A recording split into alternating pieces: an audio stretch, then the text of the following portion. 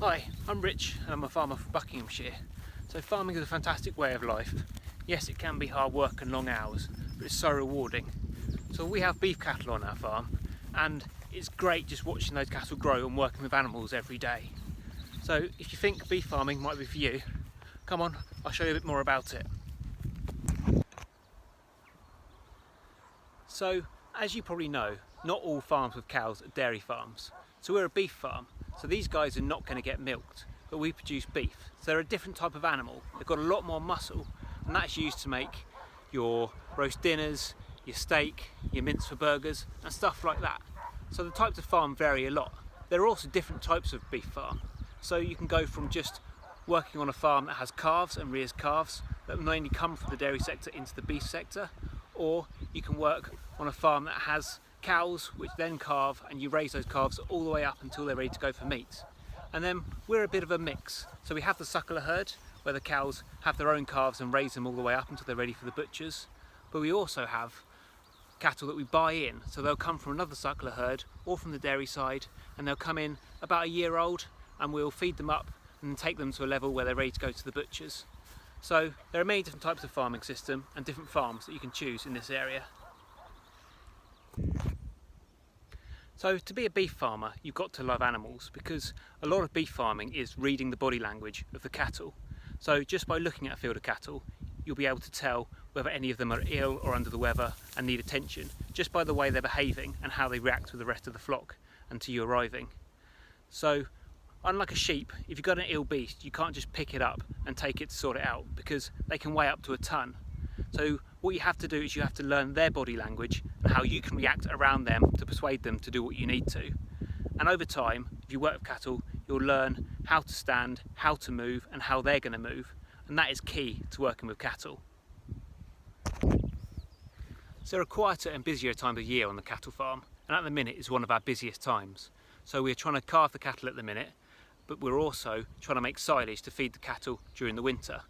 So if you like driving tractors, beef farming can still be for you, because we're making a lot of silage this time of year, and silaging takes a lot of big kit.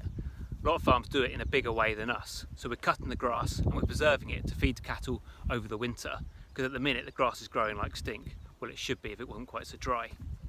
So the summer is a little bit quieter for the beef cattle. They're just out in the fields, chilling out. The calves are growing nicely on the grass, and a lot of that is just pasture management. So you're moving the cattle around, making sure they've got enough grass and making sure they're all staying healthy. And then some herds will calve in the autumn instead of the spring, or both. So autumn can be a busy time of year. But as soon as it starts raining hard and the grassland gets soaked, that's when we bring the cattle back into the sheds so they don't destroy the pasture. And that's when your winter routine starts. And that's quite a busy time of year, because every day all the cattle need food, they need bedding, and again that's a lot of tractor work, a lot of loader work. So I'm now in with our suckler cows. I don't know if you can see the calves over there. So they're calving at the minute, and they do this mostly on their own. It's very rarely we need to get involved, but if we do, you might find you end up with your hand up the cow's back end. That happens very rarely, but with the cows, more than ever, it's important to read body language, because they can be very protective over their calves. And just over time and experience, you learn when you can approach and when you need to back off. It's very much a skill of a farmer of knowing when to back off. If cattle get stressed, then you really shouldn't be in there. That's when it starts to get dangerous. So some of the best farmers I know of cattle, when the cattle are getting rolled up and stressed, they know when to step back, have a cup of tea, let them chill out, and then you get back in there and do the job you wanted to do. But with experience, you can learn to read them more, but you don't always get it right. So a career in beef farming doesn't just mean you're going to be feeding, bedding and mucking out the whole time. It's such a great industry that's moving forward rapidly.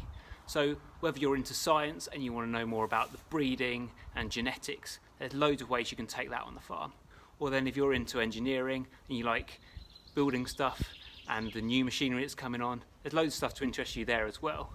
And then again, you're getting really techy now, with apps telling you how your grass growth is going, where you're keeping your records and where you're keeping your cattle.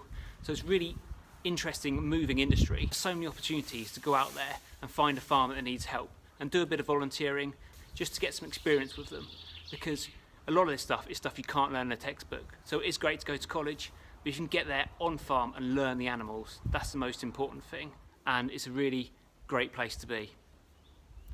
Cheers.